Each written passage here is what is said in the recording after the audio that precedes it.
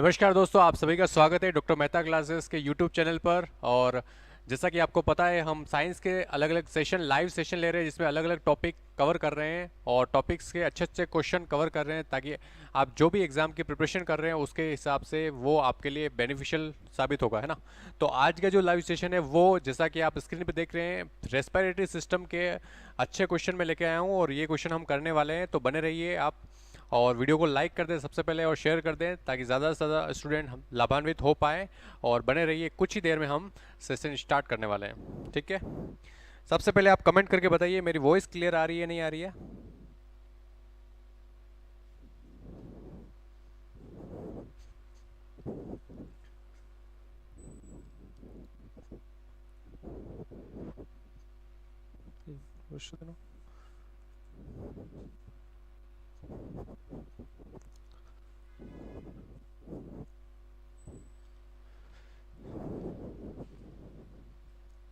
जल्दी से आप कमेंट करके बता दीजिए एक बार, मेरी वॉइस क्लियर है नहीं। Rakesh, good evening.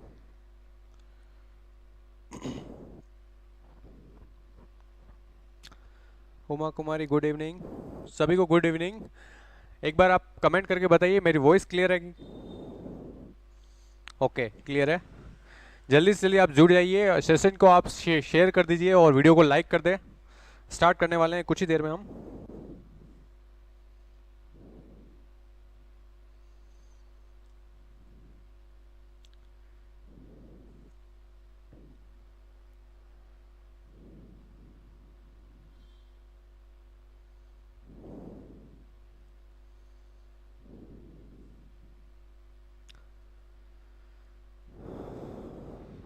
वीडियो को लाइक कर दें आप।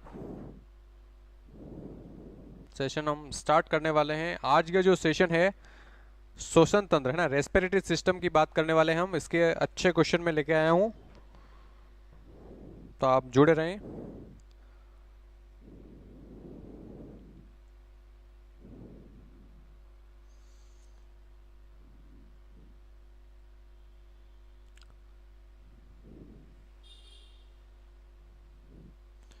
चलिए स्टार्ट करते हैं आज का लाइव सेशन। देखिए फर्स्ट क्वेश्चन, आज के लाइव सेशन का पहला क्वेश्चन हम देखने वाले हैं। देखिए फर्स्ट क्वेश्चन आप स्क्रीन पे देख रहे हैं। आपको बताना है वोकल कॉर्ड्स के बारे में, है ना। स्वर तंतु होते हैं ना, वोकल कॉर्ड्स आर सिचुएटेड। स्वर तंतु यानी वोकल कॉर्ड्स जो होते हैं वो कहाँ पे होते हैं ना, फेरिंग्स में, लेरिंग्स में, ग्लोटिस या ब्रोंकियल ट्यूब। बताइए। फर्स्ट क्वेश्चन स्क्रीन पे आप देख रहे हैं। आपको बताना है वोकल कॉर्ड्स के बारे में। वोकल कॉर्ड्स यानी कि स्वर तंतु जो होते हैं वो कहाँ पे होते हैं।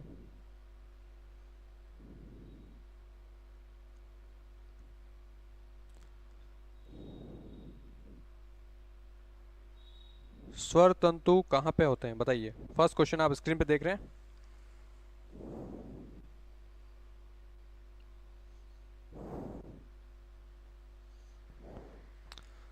फर्स्ट क्वेश्चन का आंसर बताइए। वोकल कॉर्ड्स, स्वर तंतु जो है वो उनकी लोकेशन पूछी है ना।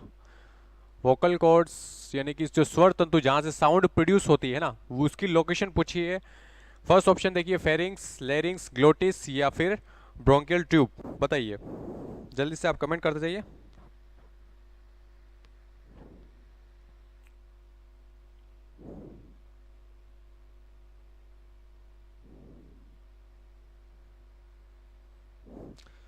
फर्स्ट कमेंट रचना का आ गया। रचना बी बता रहे हैं, लेरिंग्स बोल रहे हैं, ठीक है। बाकी के स्टूडेंट भी कमेंट करते जाइए।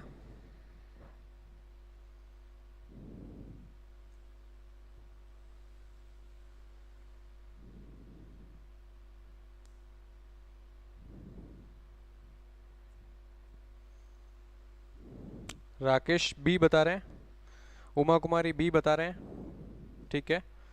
कमेंट करते जाइए आप।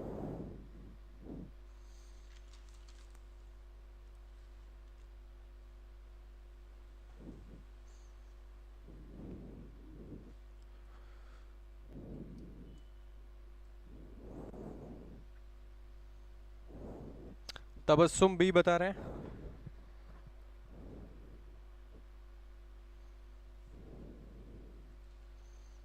चलिए देखते हैं इसका राइट आंसर क्या होगा। देखिए फर्स्ट क्वेश्चन में वोकल कॉर्ड्स यानी कि स्वर तंतु के बारे में पूछा है ना, स्वर तंतु कहाँ पे प्रेजेंट होते हैं। फर्स्ट ऑप्शन देखिए फेरिंग्स। फेरिंग्स जो होता है वो कॉमन पैसेज होता है ना, ठीक है, तो ये तो नहीं होगा, ठीक है।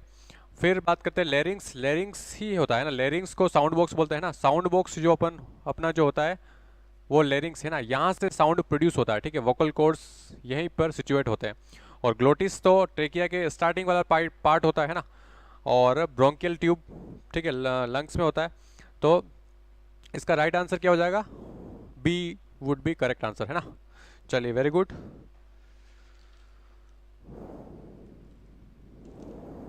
आगे बढ़ते हैं। आज के लाइव सेशन का सेकंड क्वेश्चन आप देख रहे हैं स्क्रीन पर। बताइए सेकंड का आंसर आपको बताना है। भोजन निगलने और शोषण का कौन सा समान पथ है ना, which is common passage in swelling food and breathing, है ना। भोजन जो निगलते हैं, भोजन निगलने वाला और ब्रीदिंग वाला दोनों के लिए कॉमन पाथ कौन सा है ना, वो आपको बताना। कॉमन पैसेज कौन सा है, लेरिंग्स है या गलेट है या ग्लोटिस है या फिर फेरिंग्स है, ठीक है। अच्छा क्वेश्चन है ये भी, बताइए सेकंड का आंसर आपको बताना है।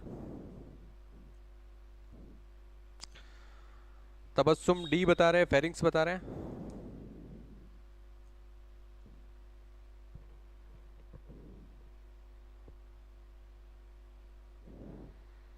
रचना डी बता रहे हैं।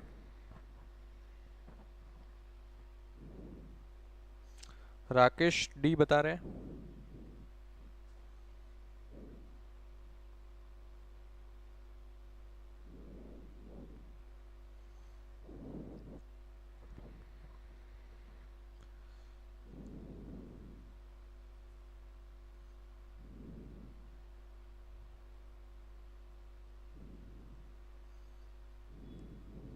कमेंट करते जाइए आप।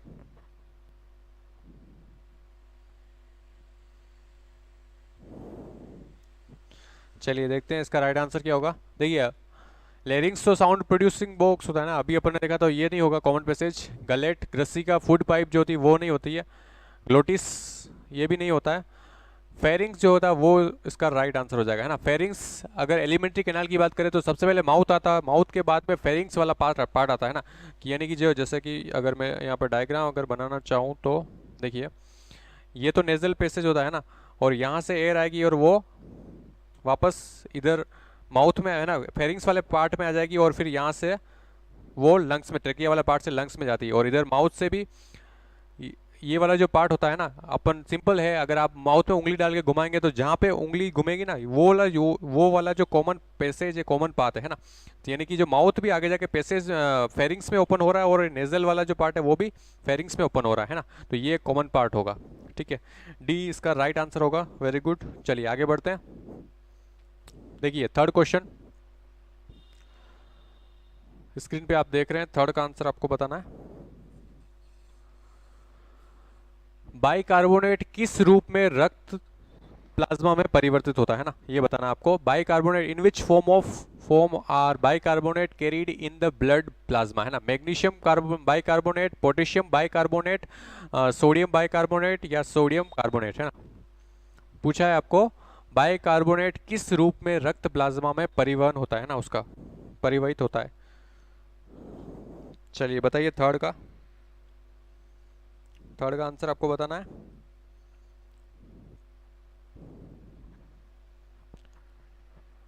बाइकार्बोनेट किस रूप में रक्त प्लाज्मा में परिवर्तित होता है, बताइए जल्दी से। उमा कुमारी सी बता रहे हैं, सोडियम बाइकार्बोनेट। राकेश सी बता रहे हैं।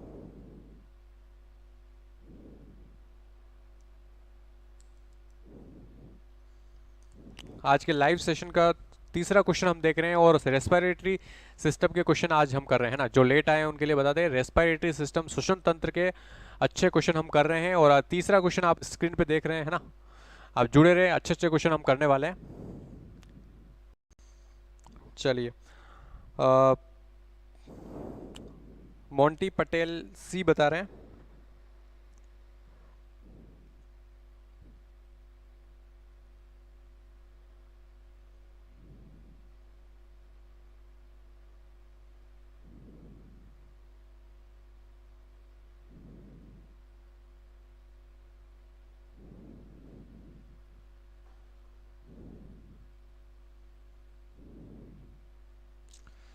चलिए इसका देखते हैं, इसका राइट आंसर क्या होगा। देखिए, जो बाइकार्बोनेट होता है वो सोडियम बाइकार्बोनेट के रूप में परिवर्तित होता है ना, सोडियम बाइकार्बोनेट।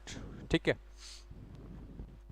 इसका राइट आंसर क्या हो जाएगा, सी इसका करेक्ट आंसर हो जाएगा, है ना। ऑलमोस्ट सबका करेक्ट है, वेरी गुड। आगे बढ़ते हैं। देखिए फोर्थ क्वेश्चन आज के लाइव सेशन का आप देख रहे हैं। बताइए, ट्रेकिया के रोमों का कार्य, है ना, ट्रेकिया के जो हेयर्स होते हैं उनका कार्य क्या होता है। Pass mucus out, pass mucus in, pass air out या पास एयर इन, है ना। म्यूकस बाहर करना, म्यूकस अंदर करना, या वायु को बाहर करना, वायु को अंदर करना, आपको बताना है। ट्रेकिया के अंदर जो हेयर होते हैं उनका कार्य क्या होता है।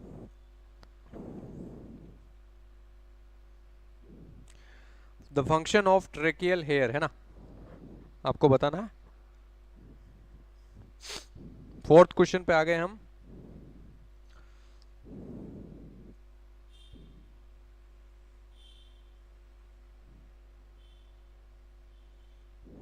बताइए जल्दी से कमेंट करके बताइए।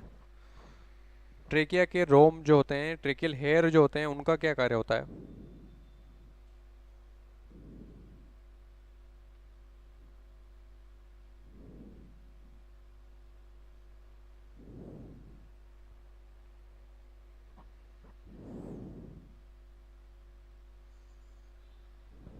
कमेंट करते जाइए आप। फोर्थ क्वेश्चन आप देख रहे हैं ना, ट्रेकियल जो हेयर होते हैं उनके बारे में पूछा है, उनका टास्क क्या होता है ना।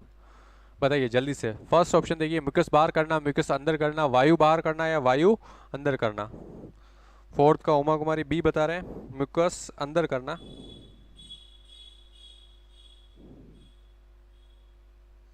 बताइए जल्दी से।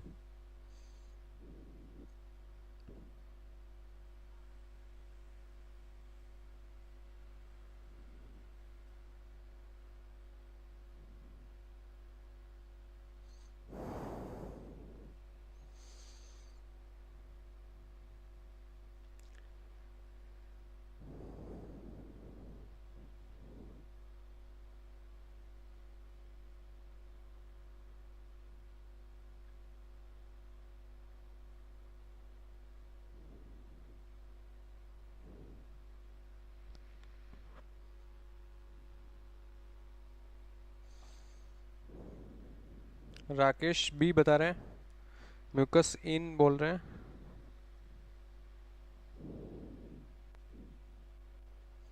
चलिए देखते हैं इसका। इसका राइट आंसर म्यूकस आउट होगा, है ना, म्यूकस को बाहर रखना, ये इसका राइट आंसर हो जाएगा। बी नहीं होगा, है ना। चलिए आगे बढ़ते हैं। देखिए फिफ्थ क्वेश्चन आज के लाइव सेशन का, फेफड़ों में वायु प्रविष्ट होती है ना, air moves into the lungs when, है ना। फेफड़ों में, लंग्स में एयर कब आती है। फर्स्ट ऑप्शन पढ़िए, वातावरणीय दाब फेफड़ों के अंदर के दाब से कम होता है तब आती है, या फिर सेकंड, वातावरणीय दाब फेफड़ों के अंदर के दाब से अधिक होता है, या फिर वातावरणीय दाब फेफड़ों के अंदर के दाब के बराबर होता है ना, और नन ऑफ दिस। बताइए, फिफ्थ क्वेश्चन अच्छा क्वेश्चन है, एग्जाम में कई बार पूछा गया। बताइए फिफ्थ क्वेश्चन आप बता रहे हैं।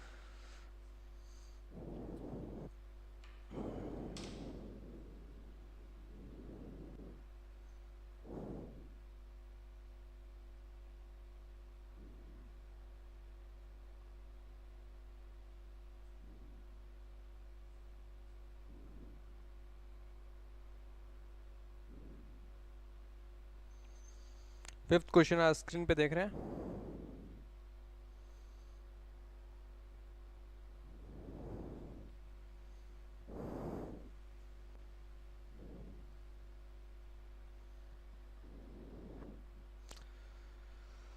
बताइए फिफ्थ क्वेश्चन, फेफड़ों में वायु प्रविष्ट होती है ना, air moves into into the lungs, air जो होती है बाहर से, हम जब श्वसन क्रिया में क्या करते हैं, ठीक है, एयर जो होती है वो बाहर से अंदर की तरफ आती है, कब अंदर जाके फाइनली जो लंग्स में जाती है ना, लंग्स में कब प्रविष्ट करती है। बताइए, वातावरणीय दाब फेफड़ों के दाब के अंदर के दाब से कम होता है, या वातावरणीय दाब फेफड़ों के अंदर के दाब से अधिक होता है, या वातावरणीय दाब फेफड़ों के अंदर के दाब के बराबर होता है, या उपरोक्त में से कोई नहीं। राकेश बी बता रहे हैं।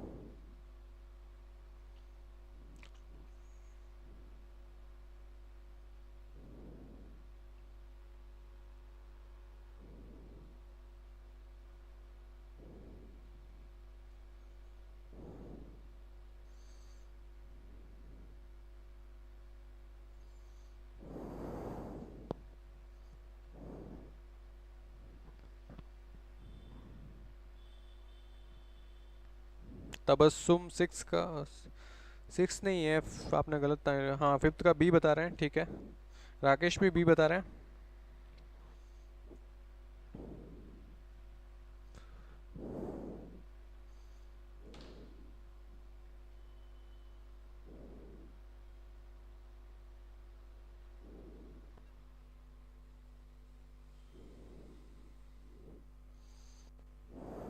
चलिए देखते हैं इसका क्या।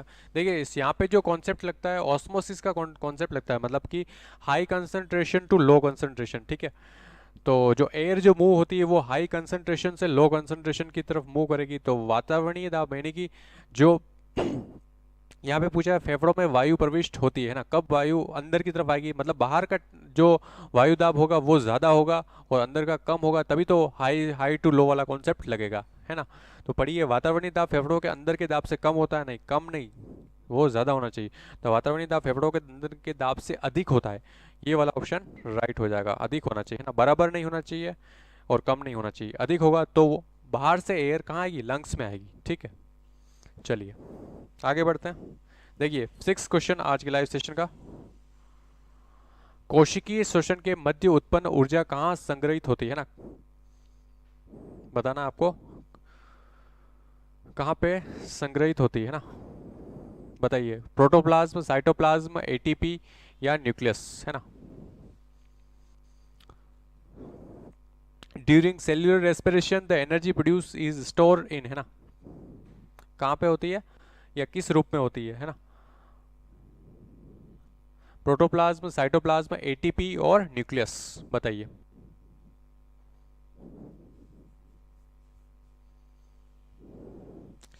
सिक्स का आंसर आपको बताना है। उमा कुमारी ने फिफ्थ का बी बताया, हाँ ठीक है। चलिए फिफ्थ सिक्स का बताइए अब जल्दी से।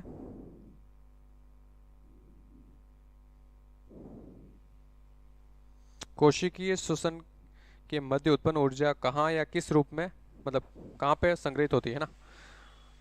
फर्स्ट कमेंट राकेश का आया, नहीं उमा, तबस्सुम बोल रहे हैं सिक्स का सी, एटीपी बोल रहे हैं, राकेश भी सी बता रहे हैं, उमा कुमारी भी सी बता रहे हैं, ठीक है। रचना सी बता रहे हैं।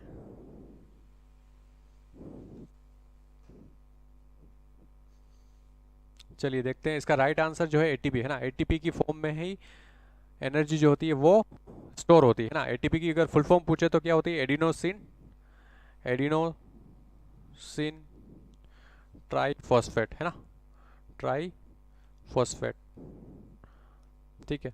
और एडीपी भी होता है, ठीक है, एडीपी, इसमें डाई हो जाएगा। फॉस्फेट के अगर तीन मोलिक्यूल है तो ट्राई फॉस्फेट हो जाएगा, और दो मोलिक्यूल तो एडीपी हो जाएगा। और एएमपी भी होता है, अगर एक मोलिक्यूल है तो एडिनोसिन मोनोफॉस्फेट, ठीक है, ध्यान रखिए।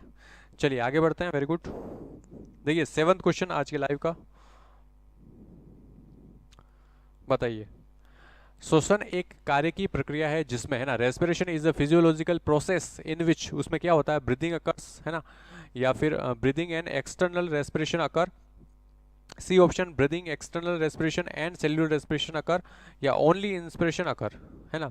ब्रीदिंग जो रेस्पिरेशन जो अपन बोल रहे हैं उस फिजियोलॉजिकल प्रोसेस में क्या चीज़ें होंगी, सिर्फ ब्रीदिंग होगी, है ना। इसमें हिंदी वर्ड थोड़े टफ होते हैं, श्वास, है ना। आप इंग्लिश को ही प्रेफर कर रहे हैं यहाँ पे, टर्मिनोलॉजी इंग्लिश को प्रेफर करेंगे तो सही रहेगा मेरे हिसाब से, है ना। क्योंकि एग्जाम में क्या होता है कि कभी कभी क्या होता है कि जैसे आप ये पढ़ के गए और एग्जाम वाले ने ब्रीदिंग ऐसे लिख दिया, है ना, तो फिर आप कंफ्यूज हो जाओगे, ठीक है। इसलिए क्या है कि इंग्लिश वाली टर्मिनोलॉजी आप याद रखें, है ना, वो ज़्यादा बेटर रहेगी, इजी भी रहेगी। बताइए सेवंथ का आंसर आपको बताना है। रेस्पिरेशन के बारे में पूछा है, रेस्पिरेशन जो फिजियोलॉजिकल प्रोसेस है उसमें क्या होता है, ब्रीदिंग या ब्रीदिंग प्लस एक्सटर्नल रेस्पिरेशन, या breathing external respiration, cellular respiration, या ओनली इंस्पिरेशन अकर।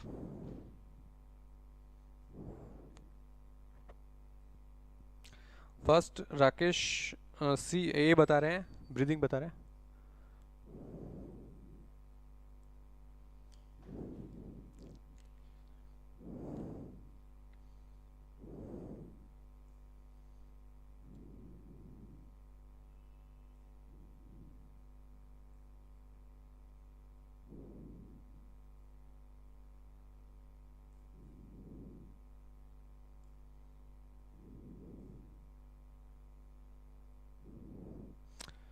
उमा कुमारी 7 का सी बता रहे हैं, तबस्सुम सी बता रहे हैं, रचना कलाल सी बता रहे हैं।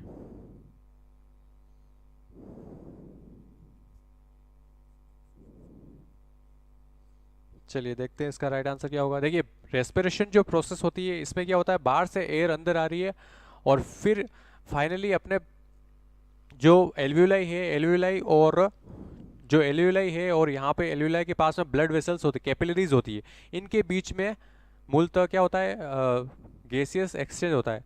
CO2 जो है वो बाहर चली जाएगी और ऑक्सीजन जो अंदर आएगी, ठीक है, और वही फिर ऑक्सीजन अंदर जाके हर बॉडी की हर सेल तक जाएगी और ऑक्सीडेशन प्रोसेस होगी उसमें, है ना, जो एनर्जी प्रोडक्शन की प्रोसेस होगी। तो नॉर्मल जो ब्रीदिंग अपन बोलते हैं, ब्रीदिंग का मतलब तो सांस लेना, मतलब कि एयर आ रही है और एयर जा रही है, एयर में अदर गैसेस भी आएगी, नाइट्रोजन भी हो सकती है, एयर में जो अवेलेबल गैसेस सब आ जाएगी, है ना। तो खाली ब्रीदिंग नहीं, इसको नहीं, रेस्पिरेशन प्रोसेस में इस खाली ब्रीदिंग को तो अपन नहीं बोल पाएंगे। ब्रीदिंग और एक्सटर्नल नहीं, ये भी पूरा आंसर नहीं है। फिर देखिए इसमें ब्रीदिंग, ब्रीदिंग का मतलब एयर जो अंदर जा रही है और बाहर आ रही है ना, एक्सटर्नल रेस्पिरेशन जो अंदर से बाहर से एयर आ रही है, और सेल्यूलर जो इंटरनल रेस्पिरेशन जो हो रहा है ना, जिसकी मैंने बात करी, यानी कि सी जो है अभी तक सही है ना, ओनली नहीं, तो सी इसका आंसर करेक्ट हो जाएगा, है ना। समझ में आया। ब्रीदिंग, सिर्फ ब्रीदिंग जो बोलते हैं उसमें तो एयर का हवा का आना और जाना, ठीक है, तो उसमें बहुत सारी एयर मतलब अलग अलग गैसेस आ सकती है उसमें, ठीक है, लेकिन जो मूलतः जो प्रोसेस जो हो रही है वो कहाँ पे हो रही है, इंटरनल जो रेस्पिरेशन हो रहा है ना, ठीक है, उसमें हो रही है। चलिए आगे बढ़ते हैं। Very good. देखिए 8th क्वेश्चन आज के लाइव का आप देख रहे हैं, which of the following factor is most necessary for respiratory surface. श्वसन सतह के लिए निम्न में से कौन सा लक्षण सबसे ज्यादा आवश्यक है ना। फर्स्ट देखिए, मॉइस्चरनेस, है ना, नमी, लार्ज रेस्पिरेटरी सरफेस, या रिच ब्लड सप्लाई, या थिकनेस, मोटापन, है ना। आप बताइए रेस्पिरेटरी जो सरफेस है उसके लिए सबसे मेन जरूरी चीज क्या है। रेस्पिरेटरी सरफेस का मतलब आपको समझ में आया। जैसे जो लंग्स है अपना,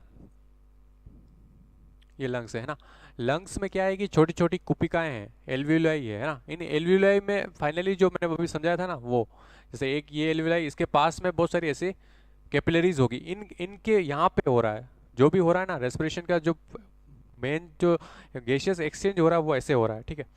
तो इसके लिए क्या जरूरी है, नमी जरूरी है, या फिर लार्ज रेस्पिरेटरी सरफेस जरूरी है, या फिर रिच ब्लड सप्लाई जरूरी है, या थिकनेस जरूरी है, और पूछा है मोस्ट, है ना, सबसे ज्यादा जरूरी चीज क्या है वो आपको बतानी है। बताइए।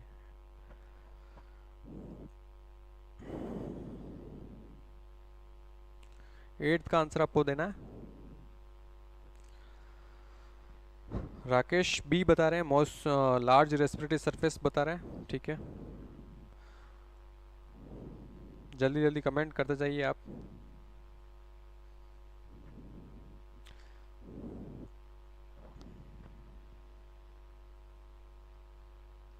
उमा कुमारी बी बता रहे हैं, लार्ज रेस्पिरेटरी सरफेस बता रहे हैं।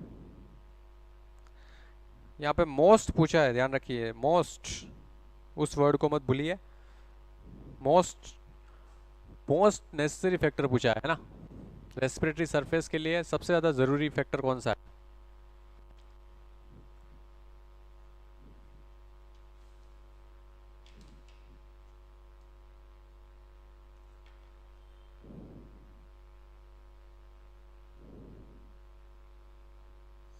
तबस्सुम सी बता रहे हैं।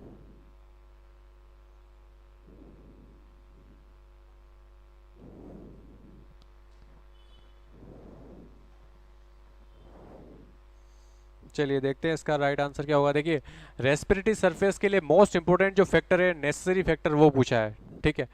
रेस्पिरेटरी सरफेस मैंने आपको समझा दिया क्या होता है। जो लंग्स है, लंग्स के अंदर क्या होती है, छोटी छोटी एल्वियोलाई होती है। एल्वियोलाई किससे अटैच होती है, छोटी छोटी जो कैपिलरीज होती है उनके संपर्क में होती है, और इन यहाँ ही फाइनली जो अपना गैसेस एक्सचेंज हो रहा है, यानी कि CO2 बाहर जा रही है, ब्लड कैपिलरी से बाहर CO2 इसमें आ जाएगी, और जो एल्वियोलाई है यहाँ से ऑक्सीजन इसमें आ जाएगी, ठीक है। तो गैसेस एक्सचेंज हो जाएगा, फिर ये ऑक्सीजन पूरी बॉडी में सर्कुलेट होगी। सॉरी, है ना। अब इसके लिए सबसे ज़रूरी चीज़ क्या है, ठीक है, मॉइस्चनेस होनी चाहिए, नमी, लार्ज ये रेस्पिरेटरी सरफेस भी होनी चाहिए, रिच ब्लड सप्लाई और थिकनेस, है ना। तो मैंने बताया था कि आपको कभी कभी आपको मोर करेक्ट ढूंढना होता है ना, तो यहाँ पे जो सी ऑप्शन है ये मोर करेक्ट है ना। रिच ब्लड सप्लाई सबसे ज़्यादा इंपॉर्टेंट है। क्यों? क्योंकि ज़्यादा ब्लड सप्लाई फास्ट होगी तो जो रेस्पिरेटरी जो सरफेस है वो इजीली वो गैसेस एक्सचेंज कर पाएगी और ऑक्सीजन का परिवहन भी फास्ट होगा। ठीक है, तो रिच ब्लड सप्लाई होना बहुत ज़रूरी है, सबसे मोस्ट इंपॉर्टेंट फैक्टर ये है ना। सी ऑप्शन इसका राइट हो जाएगा। चलिए आगे बढ़ते हैं। देखिए, इलेक्ट्रॉन ट्रांसपोर्ट श्रृंखला श्रृंखला पाई जाती है ना। इलेक्ट्रॉन ट्रांसपोर्ट ईटीएस सिस्टम बोलते हैं ना, ईटीएस। ईटीएस या ईटीसी है ना, इलेक्ट्रॉन ट्रांसपोर्ट चेन जो होती है कहाँ पे लोकेट होती है? इनर मेम्ब्रेन ऑफ माइटोकॉन्ड्रिया या आउटर मेम्ब्रेन ऑफ माइटोकॉन्ड्रिया या inner membrane space of mitochondria या मैट्रिक्स ऑफ माइटोकॉन्ड्रिया? बताइए, ईटीसी जो होती है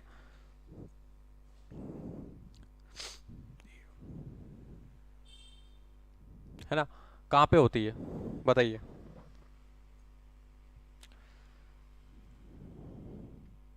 इलेक्ट्रॉन ट्रांसपोर्ट चेन के बारे में पूछा है, इसकी लोकेशन पूछ रहे हैं।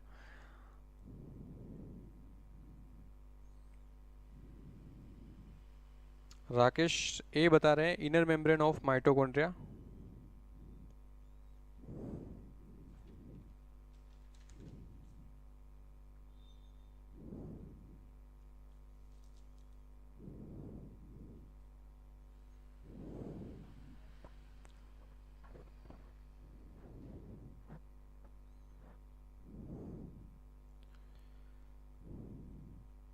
उमा कुमारी ए बता रहे हैं।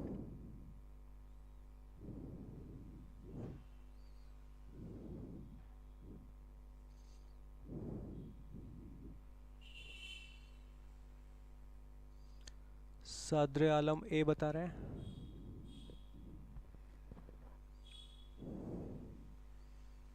रचना डी बता रहे हैं।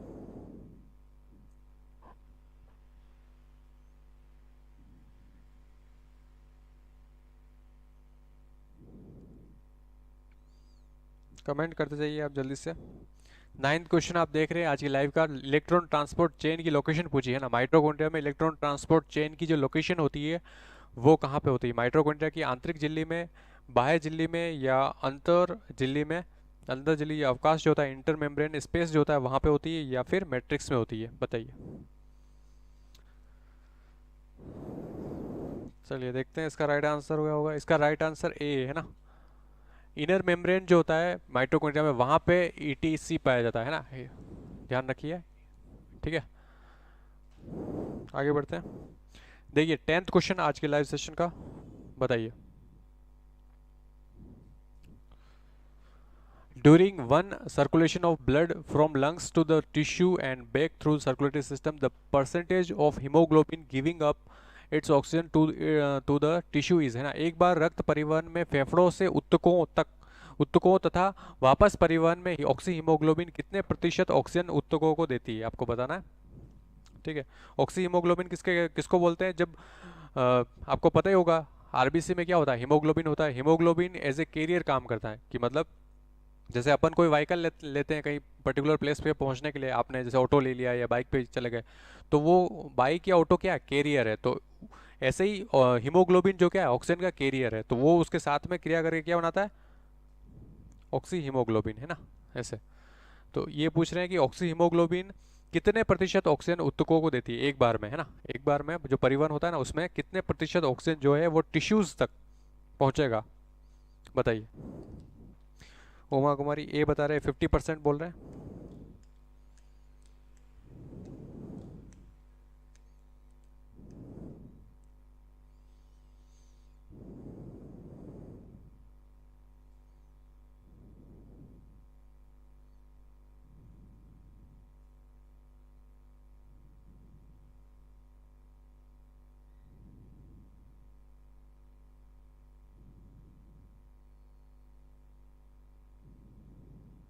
जल्दी जल्दी आप कमेंट कर जाइए। एक बार रक्त परिवहन में फेफड़ों से उत्तकों तथा वापस परिवहन में ऑक्सी हीमोग्लोबिन कितने प्रतिशत ऑक्सीजन जो है वो उत्तकों या टिश्यू को देती है ना? 50%, 25%, 75% या 80%? बताइए। चलिए देखते हैं इसका आंसर। इसका जो राइट आंसर है वो 25% है ना, 25% एक बार में देती है। यहाँ पे एक चीज़ मैं और बताना चाहूँगा, जो हीमोग्लोबिन जो होता है उसको वो जनरली ऑक्सीजन और CO2 के साथ क्रिया करता है, ठीक है, ऑक्सीजन और CO2 के साथ क्रिया करता है। बट ये एक चीज़ ध्यान रखना, इन दोनों के साथ जो हीमोग्लोबिन बॉन्ड बनाता है ना, वो टेम्परेरी बॉन्ड होता है, मतलब इजीली ब्रेकेबल होता है। क्यों ब्रेकेबल होना ज़रूरी है ना, क्योंकि अगर ब्रेकेबल नहीं होगा तो फिर इन दोनों का परिवहन आसानी से नहीं होगा। लेकिन जो कार्बन मोनोऑक्साइड होता है ना, उसके साथ ये परमानेंट बॉन्ड बनाता है। इसीलिए आपने वो क्वेश्चन पढ़ा होगा कि बंद कमरे में एक इंसान है जो सिगड़ी जला के सो गया और फिर उसकी डेथ हो जाती है ना। इस टाइप के जो क्वेश्चन आते हैं वो उसमें क्या होता है, अपने ब्लड जब CO कार्बन मोनोऑक्साइड प्रोड्यूस हो रही है, सिगड़ी जल रही है उससे, और मोनोऑक्साइड उसकी बॉडी में एंटर कर रही है और वो परमानेंट बॉन्ड बना रही है हीमोग्लोबिन के साथ में, और ये हाईली पॉइजनस गैस होती है, ठीक है। अगर ये ज़्यादा अमाउंट में बॉडी में चली गई तो फिर डेथ हो जाती है फाइनली, ठीक है। ध्यान रखिए, आगे बढ़ते हैं। 11वां क्वेश्चन आज के लाइव का, आप देखिए। खरगोश में अंतः शोषण किसके संकुचन के कारण होता है ना। खरगोश में अंतः शोषण मतलब इंस्पिरेशन है ना, आप इंग्लिश की टर्मिनोलॉजी को प्रिफर करना है अपने को। ए ऑप्शन देखिए, अंतः शोषण जो इंस्पिरेशन जो हो रहा है, मतलब हवा अंदर जो जा रही है, वो किसके कारण है ना। खरगोश में पूछा, खरगोश मैमल है तो अपने में भी वही सिस्टम होता है, ठीक है। बताइए, फर्स्ट ऑप्शन देखिए, पढ़िए। External intercostal muscle and muscle of the diaphragm है ना, इन दोनों के कारण। या फिर B option, internal intercostal muscles and muscle of the diaphragm. या C, external intercostal muscles only. या फिर D, muscles of the diaphragm only, ठीक है। आपको बताना है इंस्पिरेशन में कौन सी मसल्स इन्वॉल्व होते हैं।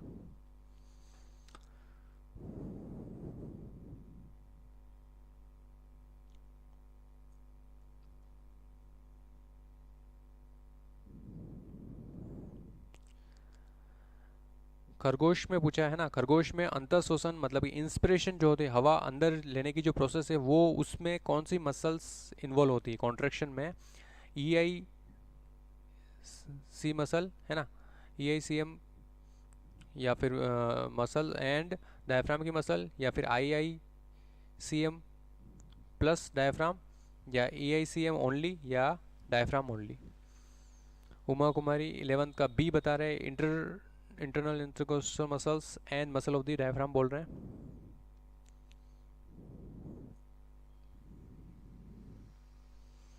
राकेश बी बता रहे हैं।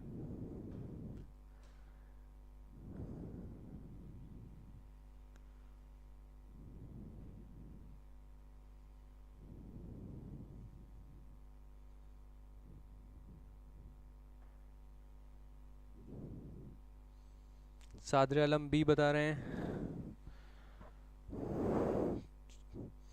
चलिए देखते हैं इसका राइट आंसर। इसका राइट आंसर बी होगा, है ना। जो इंस्पिरेशन जो होता है, हवा जब अंदर जाती है तब इंटरनल इंटरकोस्टल मसल है ना, इसको शॉर्ट में ये भी लिखते हैं, IICM भी बोलते हैं ना, ठीक है। ये और डायफ्राम की मसल्स, ठीक है, ये दोनों इन्वॉल्व होती है, ध्यान रखिए। बी इसका राइट आंसर हो जाएगा। रचना भी वेरी गुड। चलिए आगे बढ़ते हैं। देखिए 12th क्वेश्चन देखिए आज के लाइव का।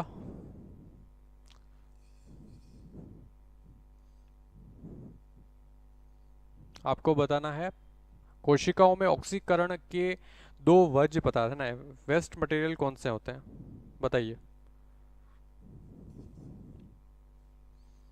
कोशिकाओं में जो सेल्स में ऑक्सीडेशन की जो प्रोसेस हो रही है, उसमें वेस्ट प्रोडक्ट क्या निकल रहा है, CO2 और N2, या CNO, या CO2 एंड वाटर, या फिर वाटर एंड N2, बताइए।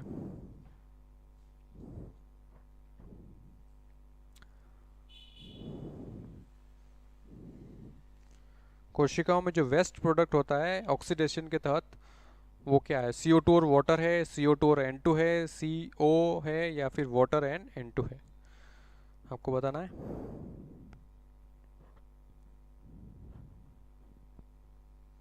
बताइए जल्दी से।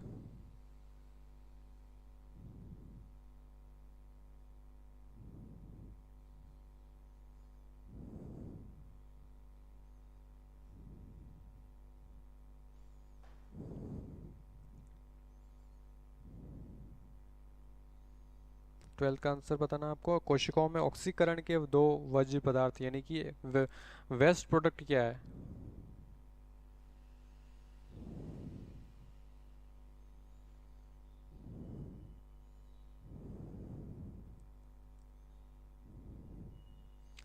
राकेश सी बता रहे हैं, CO2 एंड वाटर।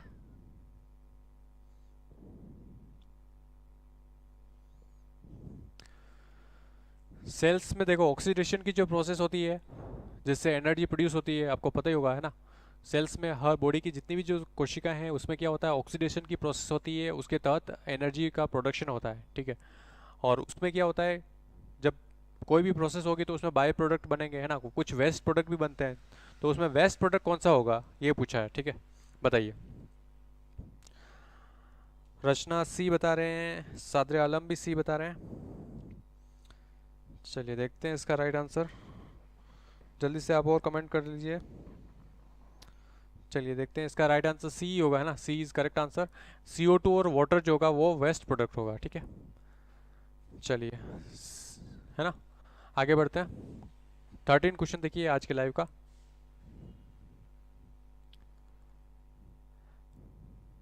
देखिए, chloride shift is essential for the transport of, है ना, किसके परिवहन के लिए क्लोराइड शिफ्ट अत्यधिक आवश्यक है? CO2 and O2, N2, CO2 या O2, है ना, बताइए। 12th का सी उमा बिल्कुल सही है आपका। चलिए 13 बताइए अब, किसके परिवहन के लिए क्लोराइड शिफ्ट अत्यधिक आवश्यक है? क्लोराइड शिफ्ट जो होता है वो किसके लिए अत्यधिक आवश्यक होता है?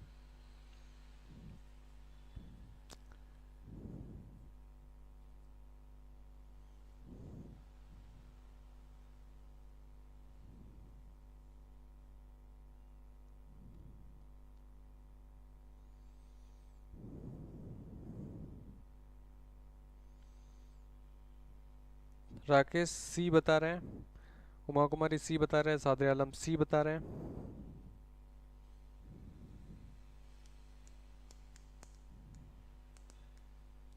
रचना कलाल सी बता रहे हैं।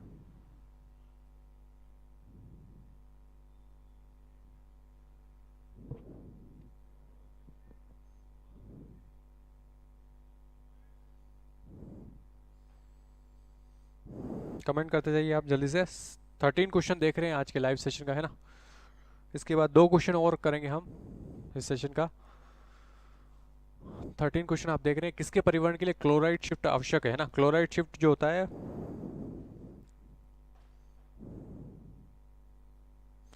तबस्सुम सी बता रहे हैं। चलिए देखते हैं, ऑलमोस्ट सबका करेक्ट है ना। सी जो है CO2 के लिए होता है ना, CO2 के लिए ही क्या होता है ना, क्लोराइड शिफ्ट होता है, ठीक है।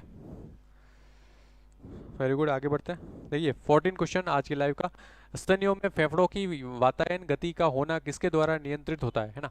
इन mammals the ventilation movement of the lungs are governed by, है ना, किसके द्वारा गवर्न होता है? फर्स्ट देख पढ़िए, muscular wall of the lungs, coastal muscles, diaphragm, coastal muscles and diaphragm. Mammals में पूछा, मेमल्स में वेंटिलेशन मूवमेंट जो होता है लंग्स आर गवर्न्ड बाय, है ना। स्तनियों में फेफड़ों की वातायन गतियों का होना किसके द्वारा नियंत्रित या कंट्रोल किया जाता है ना।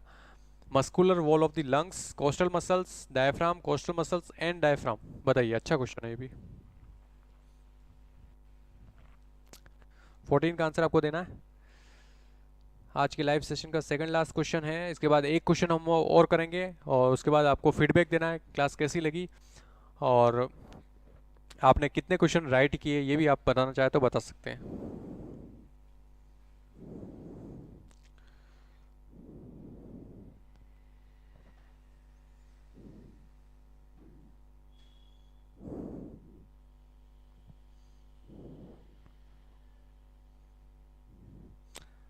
रचना कलाल डी बता रहे हैं, राकेश डी बता रहे हैं,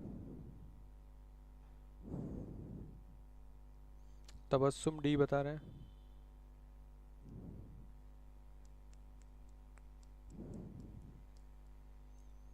उमा कुमारी डी बता रहे हैं, सादर आलम डी बता रहे हैं। चलिए बिल्कुल सही है ना।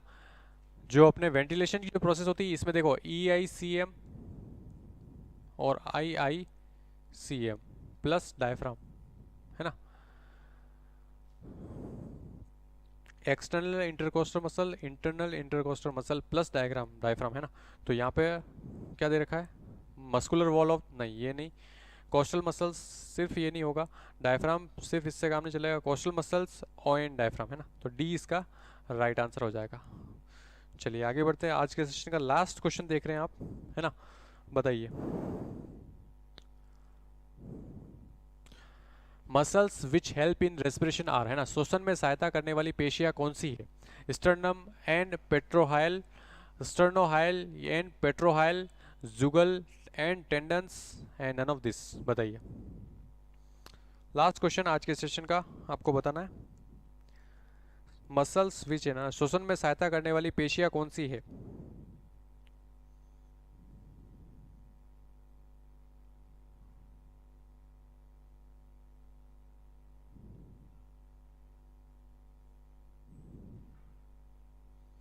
मसल्स के बारे में पूछा है।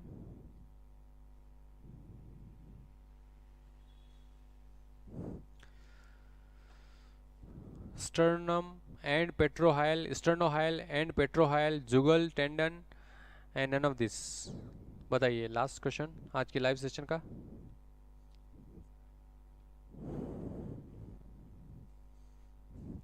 मसल्स से रिलेटेड एक हिंट भी है, मैं आपको बताने वाला हूँ अभी। पहले आप ये बताइए। यस, फर्स्ट कमेंट राकेश का गया, बी बता रहे वो, स्टर्नोहाइल एंड पेट्रोहाइल।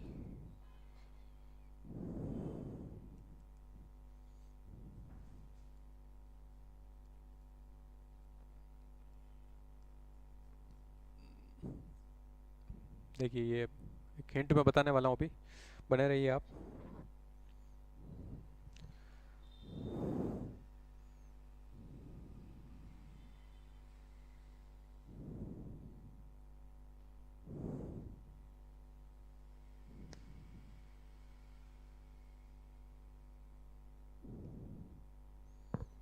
चलिए देखते हैं इसका राइट आंसर क्या होगा। इसका जो राइट आंसर है, देखिए, स्टर्नम, स्टर्नम तो बोन होती है ना, ये रॉन्ग हो जाएगा। स्टर्नोहाइल और पेट्रोहाइल, है ना, ये मसल्स होती है और यही इन्वॉल्व होती है, ठीक है।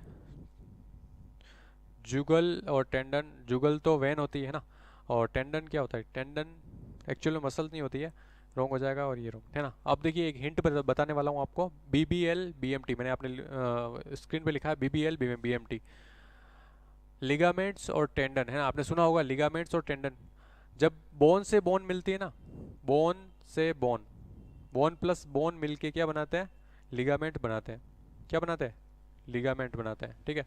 और बोन प्लस मसल जब मिलती है, ये दोनों मिलके क्या बनाती है? टेंडन बनाती है, ठीक है। तो हिंट क्या है? बाबूलाल BMT, आप याद रखिए, बाबूलाल BMT, है ना। बोन से बोन मिलेगी तो लिगामेंट बनाएगी, और बोन मसल मिलके टेंडन बनाती है, ठीक है। बाबूलाल BMT, आपको हिंट याद रखना है। और आप फीडबैक ज़रूर दें, क्लास कैसी लगी। और एक ज़रूरी सूचना आप सबके लिए मैं बताना चाहूँगा, अभी हमारे डॉक्टर मेहताज क्लासेस के जो ऑनलाइन ऐप पे महा बचत ऑफ़र चल रहा है, वो 7 दिन का रहने वाला है। 19 तारीख यानी कि आज से 25 तारीख तक ऑफ़र चल रहा है, और वहाँ पर 50% और 50% से ज़्यादा कुछ कोर्सेज पे बचत आपको अवेलेबल है। तो आप जो भी प्रिपरेशन कर रहे हैं, या फिर आपके आस पड़ोस में या फिर आपके जानकारी में जो भी कोई फ्रेंड वगैरह है प्रिपरेशन कर रहे हैं, और वो कुछ कोर्स परचेज करने के बारे में सोच रहे हैं, तो आप उनको ज़रूर सजेस्ट करें डॉक्टर मेहताज ऑनलाइन ऐप, है ना। गूगल प्ले स्टोर पे जाना है, आपको सर्च करना है डॉक्टर मेहताज ऑनलाइन ऐप, और वहाँ से ऐप डाउनलोड करना है। और आप जो भी प्रिपरेशन कर रहे हैं उसके रिगार्डिंग आप वहाँ पे सारे कोर्सेज अवेलेबल है, उनकी प्राइस डिटेल वगैरह एवरीथिंग वहाँ पे अवेलेबल है, और आप देख सकते हैं और कोर्स आप परचेज कर सकते हैं, ठीक है। और हमारे इंस्टाग्राम पे भी बहुत एग्ज़ाम से रिलेटेड नोटिफिकेशन, सारी सूचनाएं, जानकारी आती रहती है, और अच्छी वीडियोज़, मोटिवेशनल वीडियो, है ना, अलग अलग टाइप की जो नॉलेजेबल वीडियोस भी अपलोड करी जाती है, तो वहाँ पे भी आप फॉलो कर सकते हैं, ताकि आप अपडेट रहें। और ऐसे लाइव सेशन आते रहेंगे। तो कल हम एक नए लाइव सेशन, है ना, एक कल जो रहेगा वो उत्सर्जन तंत्र हम ले लेंगे, है ना। उत्सर्जन तंत्र यानी कि एक्सक्रीटरी सिस्टम के क्वेश्चन लेंगे। तो आप बने रहिए, कल भी 4:30 बजे क्लास होगी, ठीक है। चलिए Rakesh, thank you. Uma Kumari 12 right, very good.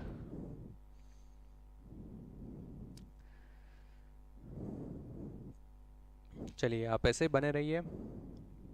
ये सारे जो लाइव सेशन हो रहे हैं आपके, आप जो प्रिपरेशन कर रहे हैं इसमें ज़रूर आपको हेल्प मिलने वाली है ना। अच्छे क्वेश्चन हम कर रहे हैं, तैयारी में एक बूस्ट मिलेगा आपको, ठीक है। और डेली आपको ये क्लास अटेंड करनी है 4:30 बजे। चलिए मिलते हैं कल। बहुत बहुत धन्यवाद।